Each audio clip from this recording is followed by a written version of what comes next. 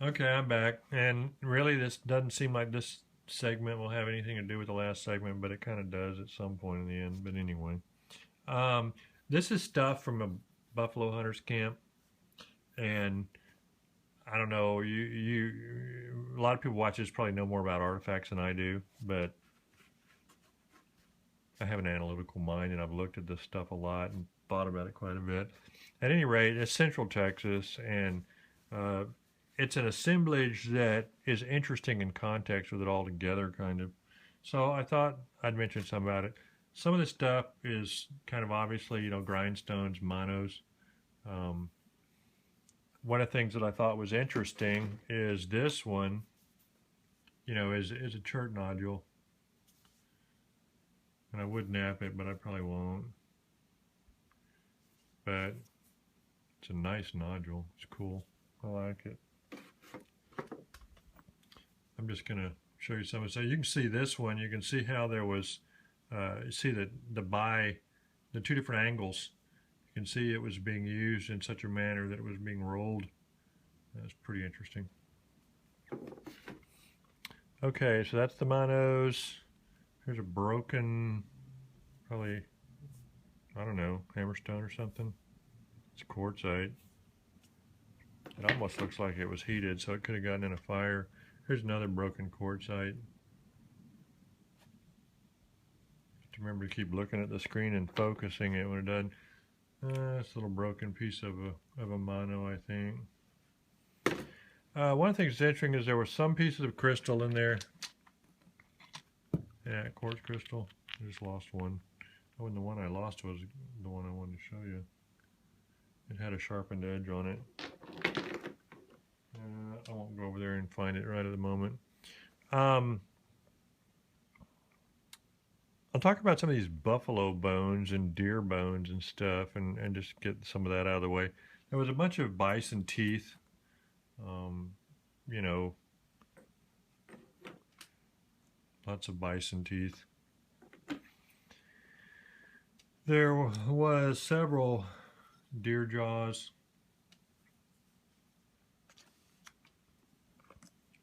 Deer cervical vertebrae, neck vertebrae up at the base of the head, skull. You have the two vertebrae at the base of the skull, atlas and axis vertebrae. This is from the bison. This is the other one up there at the neck. And you can see the pivot point there, but that's from a bison, so that's axis and atlas vertebrae. Anyway, you never see, and you can see how wide and strong looking this is. A metacarpal end, the distal end from the foreleg bone, the bottom part of the foreleg bone from a bison.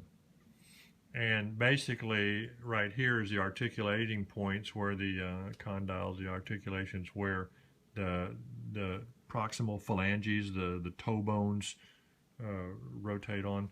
But this is a big, strong bone, and you almost never in real life, if it just was died and laid out there, would see it broken off like this. And all of these are broken off like this, and that's because they were broken off to get the marrow. And some of these things have tool marks on them, have little striations or cuts on them. That almost looks like a metatarsal, the back leg. And I think there's a little bit of difference in size between the female and males of the species. Anyway, let's see, what is more interesting, because it's not really artifact stuff. Bone, when it's fresh and breaks, it tends to break in radial fractures where you have curving breaks. Old bone that's laid around and gotten dry and everything like that, it's been buried a long time, and is broken by, say, forces of nature. It tends to break more in regular square-ended type breaks. This is a green stick type, the green fractures. That's a deer femur. You see it looks like something got in the end there and then broken. Oh, this is kind of interesting. This is a piece off a deer skull, and you can see that it was an antlered deer and that they sawed almost all the way through around here on the antler and then broke it off in the middle. So that probably is a lot more work than you would do with a hacksaw, but thought that was kind of interesting. I'm not really sure if this is a tool, but I was wondering, it looks like a horn core, but I was wondering if it was like a fetal bison horn core or something like that that could have been used as a tool. I don't know. It's an interesting conjecture. But some of these other bones, you know, tibia type stuff, and this is the proximal end of a shoulder blade, scapula. These kind of bones almost always survive in nature. I mean, you see these everywhere, and it's like a lower leg ankle type bone thing. It's called astragalus.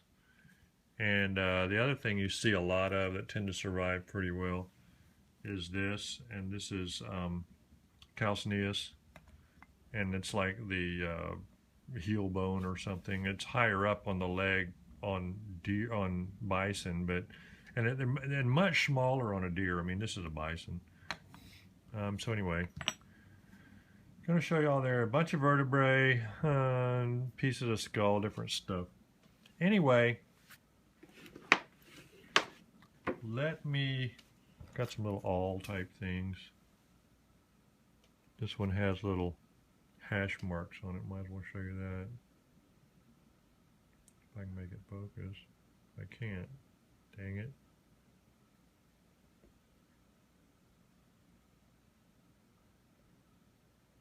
Oh well. There's a trigger awl. All the bone. First, I guess I'll just talk about these a little bit. Basically, what you see a lot with the points from that particular area is they had good flint, and there is some extreme thinness to some of what they did. I don't know if you can see that, but that's like a potato chip thin. And it looks bifacially worked. So, I mean, you know, it's probably done on a flake. But even the stuff that isn't done on a flake, hopefully you can see on these on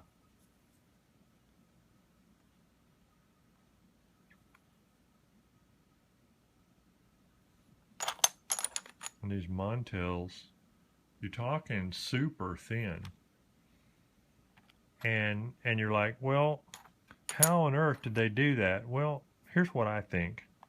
I think a lot of stuff is punch work. And when I look at brokes, I got a bunch of brokes for examination. When I look at brokes and Central Texas stuff, a lot of what I see looks like punch work. The reason is it looks a lot more powerful than pressure, but it also looks more controlled and accurate than direct percussion a lot of the time. So anyway, that's my theory, and I'm probably sticking to it. All right, talking about big stuff. That's what I was wanting to talk about. This concept that everything is a knife. I know everybody wants stuff to be knives, but a lot of stuff isn't knives. And a lot of these are improvised tools that have just enough work done on them to use them to disarticulate a bison. So why go to a lot of trouble making some perfect bifacial thing that isn't the correct tool for the job? Like, you need a thickness, you need a stoutness, a robustness to the edge, but it needs to be sharp enough to cut. And the reason this is a finished tool, okay, what this is it's a split in half Pedernales amoeba, I can tell, or a big chunk taken off one. This is a finished tool because the back side has no work on it. That was the handle. And this side has a little tiny bit of edge retouch, and it didn't need much. And you can see use wear too. I mean, you can see some little weird flakes that look like it was used as a chopper kind of thing, and knocked in a little bit on it. But all that's use. These things were buried in the ground. I mean, these things have not, been knocked around by equipment or whatever. This is kind of my favorite of the bunch in a way because it's so cool. Have you ever seen a chopper or hand axe like this? It's bifacially worked, has a pretty straight edge. You can tell the edge has been straightened with little flakes. That's the thing. That's the thing difference between a preform and a chopper or knife or saw, and whoever gets to define their terms wins in most discussions, so I don't get in those kind of discussions with people. But the edge is near the center line. It's been straightened. Small flakes have been taken to create it straightened. And so to me, this is a disarticulation tool. This is for heavy cutting of joints and stuff like that. And you could probably use it for scraping too, probably pretty well, so it could be a scraper and all too. And again, I'm not a use wear guy. I don't have the experience level that a lot of people do that are artifact geniuses, but a lot of them have never napped, and sometimes their geniosity doesn't take into account what happens during the napping process. This one, this edge is going to be your working tool primarily, although this has been beveled for like scraping. So this is unifacial. This is bifacial. And this doesn't look like it was refined at all. And this looks like it was the handle. But see, you can see this is kind of bifacially worked down to a nice, good edge. That's been unifacially worked to have a flat edge. This is sinuous and doesn't look finished. And then that looks like it was just opportunistically blunted, if you will, for handle. So again, on this particular piece, I personally see like 3 or 4 different edges here for different reasons. What you see, I don't know. This is kind of like a curvil knife kind of chopper thing, a big square end handle. And again, you've got a refined edge, bifacial, good thick, strong edge where you could chop on stuff.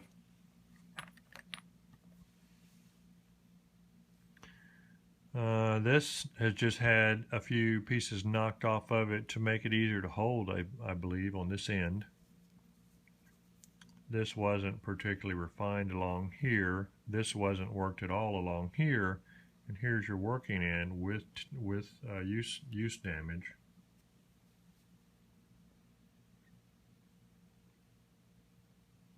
And that was definitely a chopper.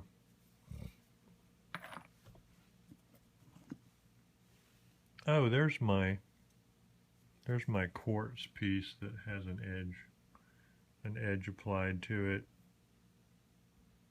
I would tend to think that'd be like a scraper because of the way that it's done. It's blocky and not really refined. That material's hard to work anyway, so that's part of the issue. Here's another very opportunistic thing. It was a nodule and one big flake taken off of it, and the back end's kind of blunted, and then this was the tool. You can see right there they just took about 6 or 8 flakes in here to sharpen and get the cortex off, so they're down to good flint here for this particular edge right along here. And it's a great edge, and it was good flint, and this is one of the best possible knives, scrapers, cutting tools you could ever have. I mean, this is great. You talk about don't need hafting. I mean, this will do the job. Crap, I'm at 14 minutes. Well, I'm going to keep going. You can just either watch or turn it off. It's up to you. I'll never show this stuff again, though, so if you turn it off, just, here is a unifacial thing that's got a few little flakes on this side. Just one knock taken off an outer side, and then all kinds of little refinement done with small flakes here to make it a nice sharp edge. Call it what you will.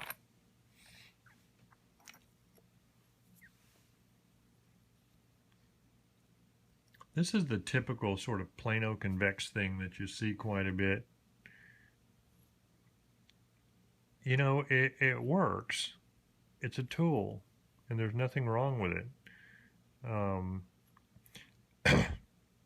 The edge is less refined on this tool. I mean, they did work on it to get a little bit straight.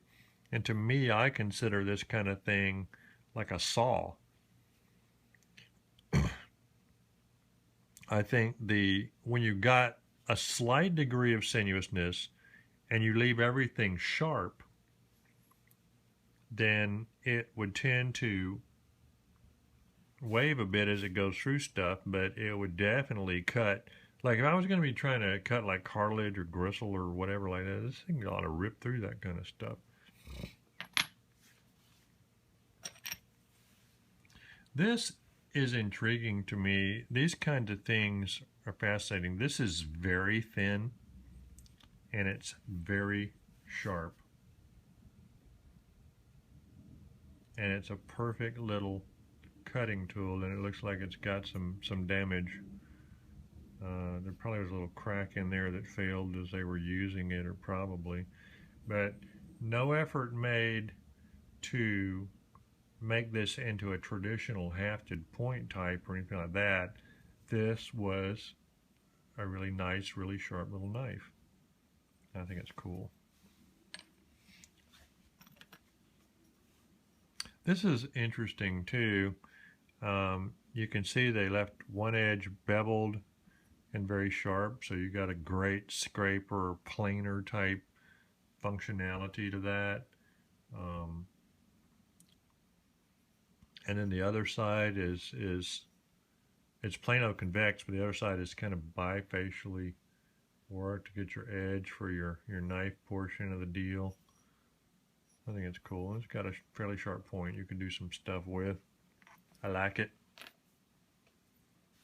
Of course, I like this kind of stuff in general, but another plano convex, I'd call that like a scraper, but it's fairly sharp. Don't know. I may be totally showing my ignorance. Feel free to comment and say, man, you is the ignorantest person I've ever met. Of course, you haven't met me, so that would be an ignorant comment, but this is all buggered up. And part of that looks like the character of the flint, like it wasn't that good a flint, but it could also be some degree of use where I don't know what they did with this thing. It looks kind of boogered up. I'm running out of gas. That's a frickin' preform.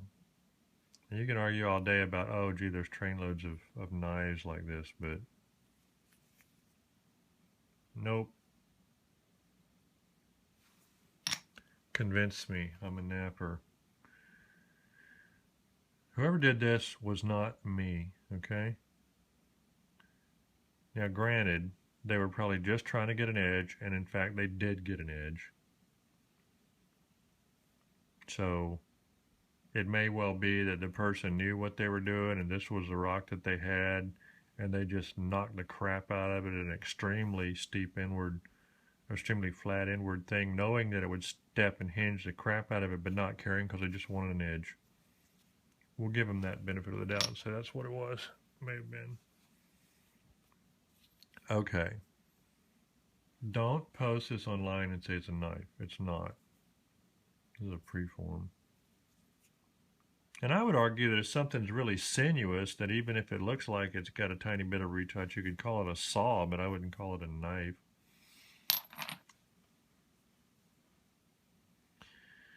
But again, whoever defines the terms of discussion wins. That's a preform. So let's see, what is this one? This one's got character. I like these kind of things. This is like a duck back scraper or a duck bill scraper or something. But it's perfectly functional. It doesn't have to have balance from the side view if it's not going to be a projectile, you know? And whoever did this actually knew what they were doing. This is some pretty nice flakes taken across the whole face of this thing. They just had a weird rock, but they decided, hey, that rock will be a good tool. It'll fit my hand perfectly. There's my thumb hold.